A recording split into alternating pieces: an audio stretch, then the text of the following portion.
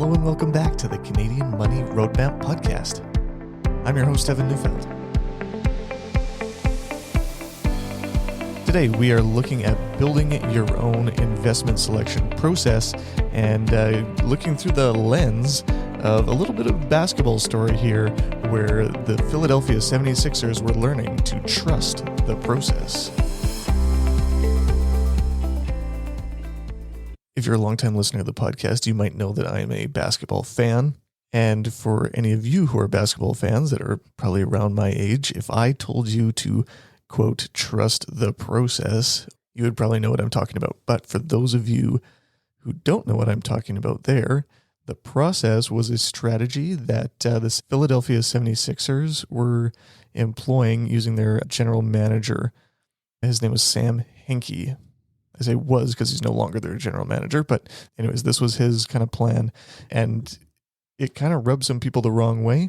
And I'll get to that one in a second. But it was a long-term rebuilding plan that focused on acquiring draft picks and young talented players with the goal of building a sustainable championship contending team. You can probably kind of see where I'm coming from with the metaphor here in terms of building your own investment portfolio over time. But trusting the process here, this is what Sam Hinkie did with the 76ers. Number one, he acquired draft picks. So he focused on acquiring as many draft picks as possible, especially high first-round picks, in order to get the best young talent on the team. And so to be able to get draft picks, what he did was he traded away established players, ones that were maybe closer to the end of their career, and traded them for draft picks instead of players that could actually play today. So going hand in hand with that was his second strategy of developing young talent.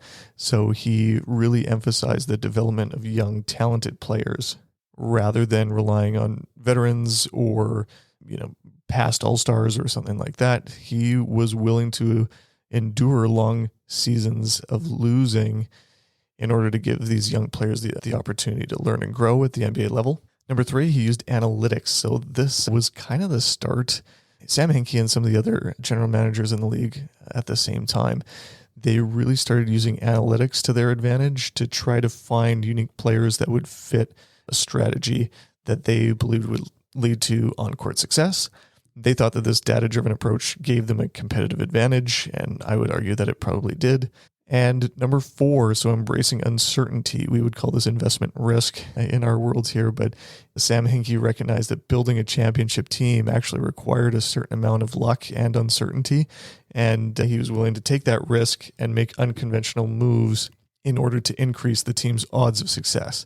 This is the risk and reward trade-off that we see in investing all the time. So it was controversial going through this process because they lost a lot, and it seemed like they were trying to lose intentionally, and we would call that tanking. And so it was kind of looked down upon a little bit, but they had a broad vision in place for what they were going to do and what it looked like to get there. And along the way, they were able to draft players like Joel Embiid and Ben Simmons, and Joel Embiid is potentially going to be the MVP of the league this year, with the 76ers having a pretty good chance to make it pretty far in the playoffs, if not win. So even though Sam Hinkie, the ownership there, they got sick of the process, it's actually played out pretty well. And they went from one of the worst teams in the league to one of the best teams in the league with a lot of young players. And what Sam Hinkie set out to do with building that NBA team, it's come to fruition largely. So the reason I bring this story up specifically was because it is known widely in sports circles literally as just the process. And so I think in investing, if you have a good investment process, that will hopefully lead to long-term success for you as an investor as well.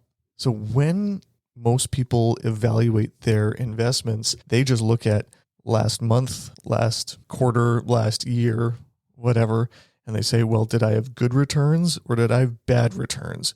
And if so, that was a good investment or a bad investment. And I think that we can be a little bit more nuanced than that.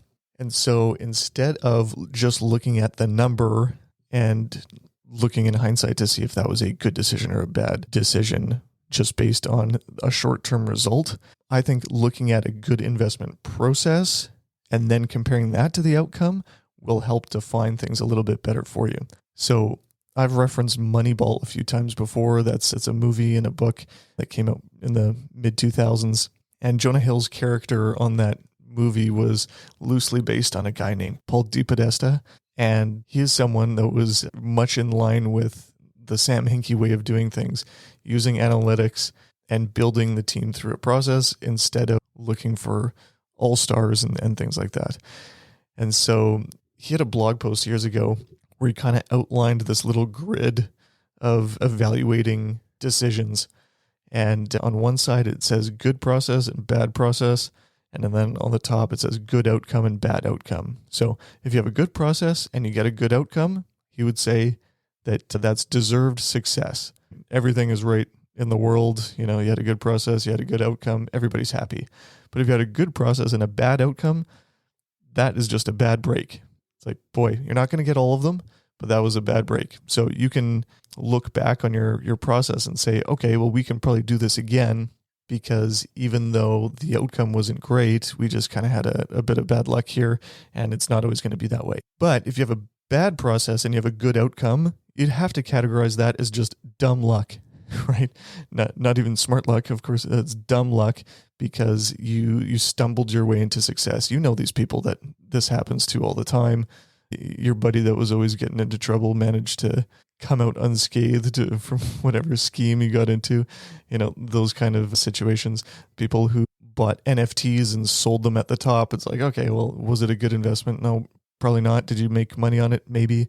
Let's just call that dumb luck. Maybe even gambling would be a good description for this category here.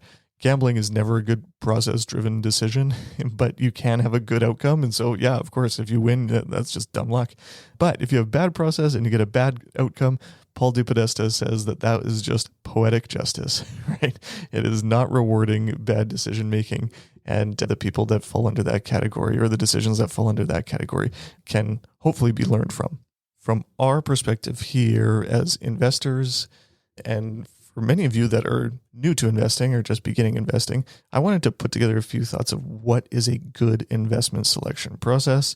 And I'll start with 3 different levels: high level, mid-level, low level. And there's many other things that you could factor in here, but I'll try to stay as general as I can while still being instructive. Okay. A good investment selection process starts at the high level because this helps you determine your asset allocation. I've got an episode or 2 about this one.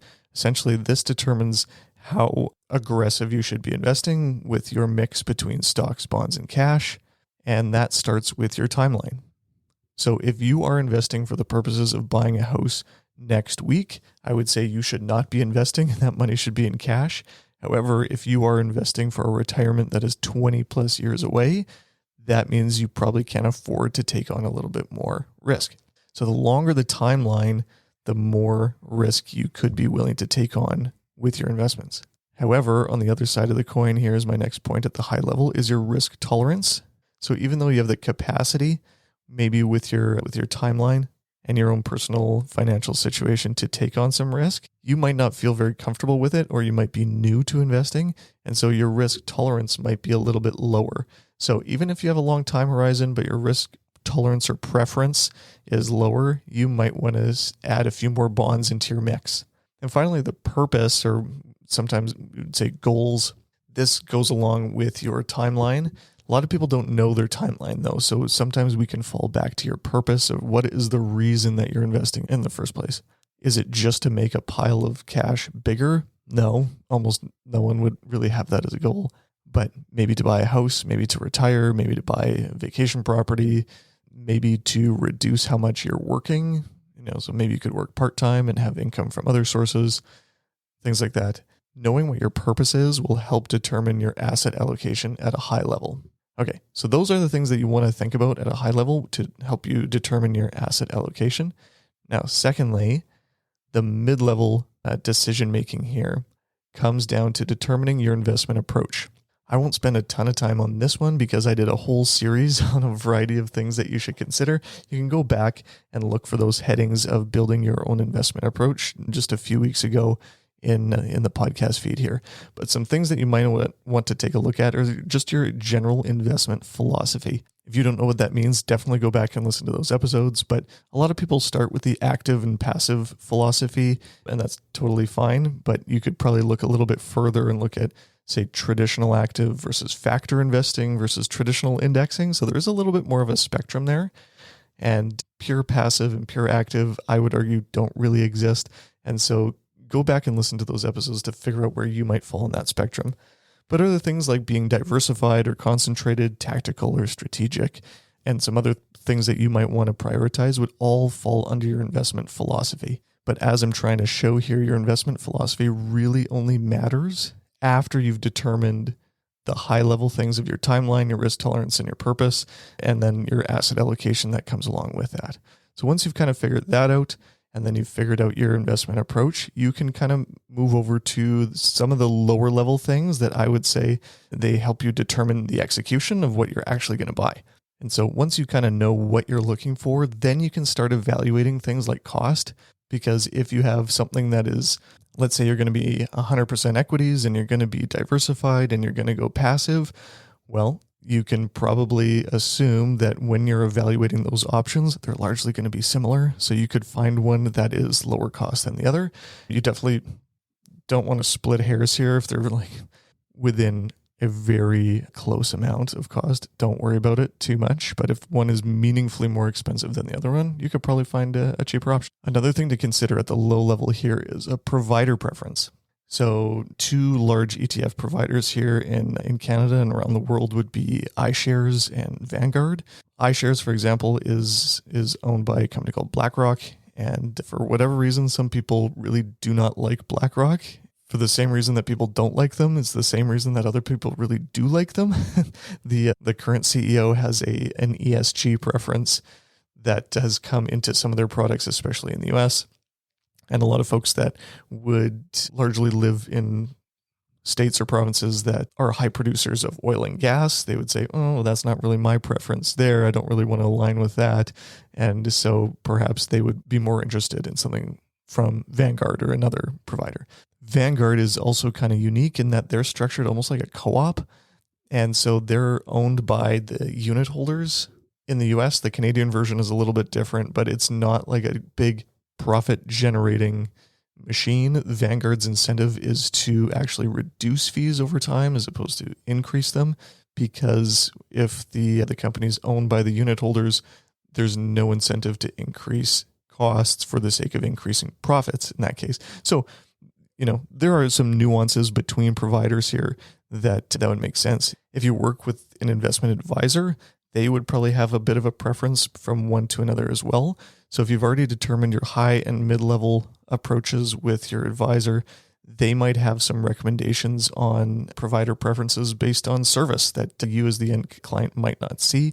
And so if you can get things at a reasonable cost and it matches your investment philosophy, but you get better service on the back end, that is something that's also worth considering in my mind. Finally, another thing that would help you determine what you're actually going to buy and the execution of your investment decision would be a product preference between ETFs or mutual funds. I've talked about those ones in the past before. I will reiterate again, ETF doesn't mean passive, mutual fund does not mean active, ETF does not mean cheap, mutual fund does not mean expensive, okay? These are both structures of pooled investments, but they are different. And depending on your investment philosophy, the options available to you might be in one structure or the other.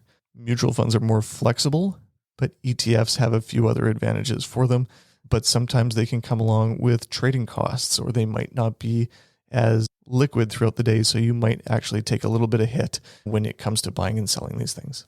I won't get into the details of that one too much, but just clear up some of those common misconceptions between ETFs and mutual funds. However, it is something that you need to decide when it comes to actually purchasing these things.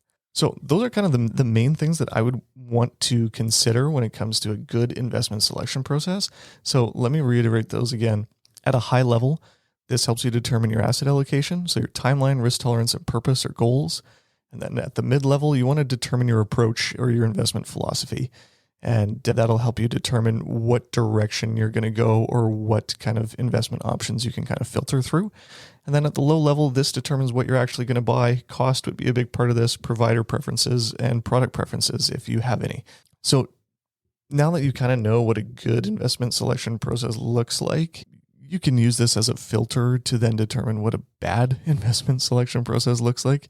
The main things that I often come across, either from emails or things that I see online or new client requests or things like that, the main thing that people are looking at is what was the performance recently, what their friend was talking about, what the news is saying, and then what their predictions of the future are based on whatever they're feeling in the moment.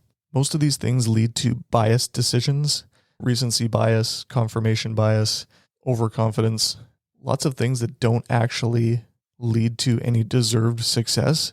These are things that point towards gambling and some of those outcomes that we looked at on that bad process grid of dumb luck and poetic justice. You don't want to be considered someone who is successful due to dumb luck or someone who just makes bad decisions and has bad outcomes. We can do better than that.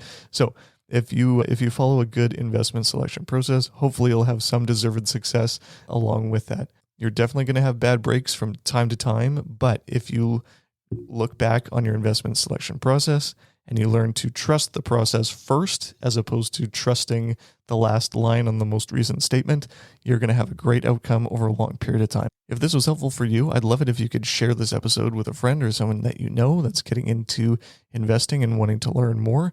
I've got new subscribers every single day, that's crazy. The podcast is growing a lot. So thanks so much to you and all of you who are new listeners of the podcast. I've got a lot of emails recently of people that are new listeners. So anyways, welcome here to anyone that's new. And thank you so much to all of you who have been listening for so much longer as well.